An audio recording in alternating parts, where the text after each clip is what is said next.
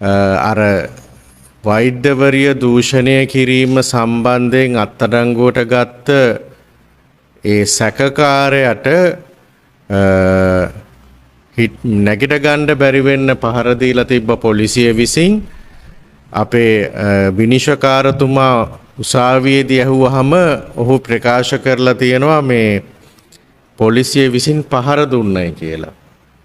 මම දැක්ක මාධ්‍ය වාර්තා පළ වෙලා තියෙනවා ගුද මාර්ගයේ ඔස්සේ පොල්ලකුත් ඇතුල් කරලා තියෙනවා කියලා සැකකාරයට.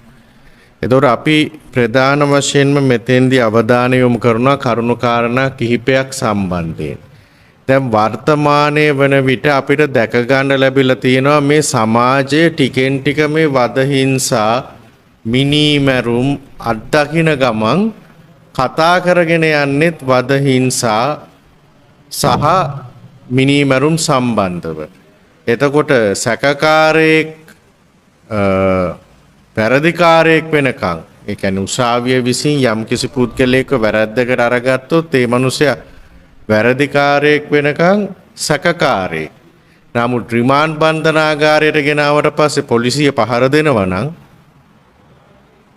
ඒ තුල අපි කොහොමද සාධාරණත්වයක් බලාපොරොත්තු වෙන්නේ? දැන් හඳුනා ගැනීමේ පෙරට්ටුවකින් තමයි වැරදිකාරයව හඳුනාගන්නේ. නමුත් දැන් හඳුනා ගැනීමේ පෙරට්ටුව මේ වෙනකොට සමාජ මාධ්‍ය ඔස්සේ මේ වෙනකොට already වෙලා ඉවරයි.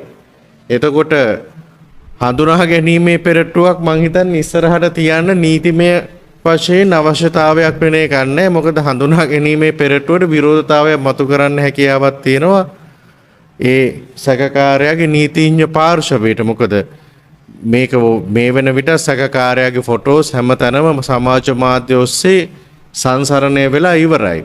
හැබැයි පොලිසියට පොලිස්පතිවරයාව හොයාගන්න බෑ. නමුත් ගිහිල්ලා අල්ලගත්ත සැකකාරයෙක්ගේ කොටු කඩන්න පුළුවන් තුනටියට පහර දෙන්න පුළුවන් ගුද මාර්ගයෙන් පොළු ඇතුල් කරන්න පුළුවන්. එහෙනම් පොලිසිය මේ අශිෂ්ට සම්පන්න ලෙස හැසිරෙන අවස්ථාවක් හැටියට අපි මේක හඳුනාගෙන තියෙනවා. ඒ නිසා වර්තමානය වෙන විට මේ රටේ පොලිසියට සහ පොලිසියට අපහසු වෙලා තියෙනවා තැන තැන වෙන වෙඩි තැබීම් නවත්තන්න. අපරාධ රාජ්‍යයක් ඇති වෙන එක වළක්වන්න මේ රටේ පොලිසියට අපහසු වෙලා තියෙනවා. පොලිසිය ඒක කරගන්න බැරිව අඩුම තරමේ පොලිසිය පොලිස්පතිවවත් හොයාගන්න බැරුව පොලිසිය දඟලනවා. පොලිස්පතිගේ ආරක්ෂක නිලධාරීන්ව හොයාගන්නත් පොලිසියට බෑ. අඩුම තරමේ මන් දන්නේ නැහැ පොලිසියේ ඉන්න පරිපාලනය සම්බන්ධ ජ්‍යෙෂ්ඨ නියෝජ්‍ය පොලිස්පතිවරයා විසින් අඩුම තරමේ එයාගේ ආරක්ෂක නිලධාරීන්ට ලියුමක්වත් යවලා තියනවාද කියලා ළඟම ඇති පොලිසියට සේවයට වාර්තා කරන්න. එහෙම නැත්නම් සේවයෙන් අත්හැර ගියාසේ සලකනවා කියලා ලියුමක්වත් දේශබන්දු තෙන්නකෝන්ගේ ආරක්ෂකයින්ට යොමු කරලා තියනවාද කියලා කියන්න මම දන්නේ නැහැ.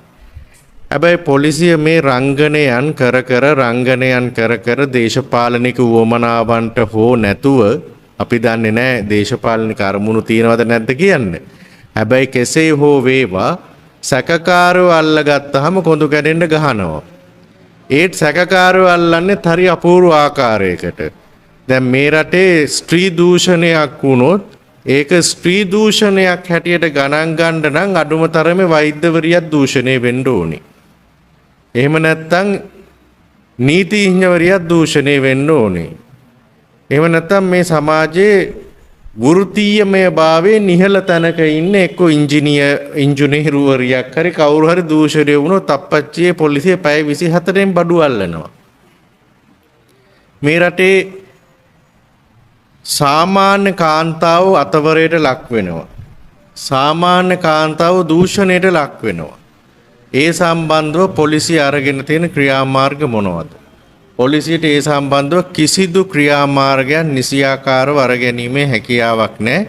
එහෙම මේව කරගත්තාම මේ සැකකාරයින්ව අන්න අර මිනිස්සයා සැකකාරයා කියලා කිව්වත් ඒ සැකකාරයා වල්ලගන්න පොලිසිය සෑහෙන කාලයක් ගත කරනවා. හැබැයි වෛද්‍යවරියක් අල්ලගත්තාම දොස්තරලා ස්ට්‍රයික් කරනවටද බයේ මන් දන්නේ නැහැ.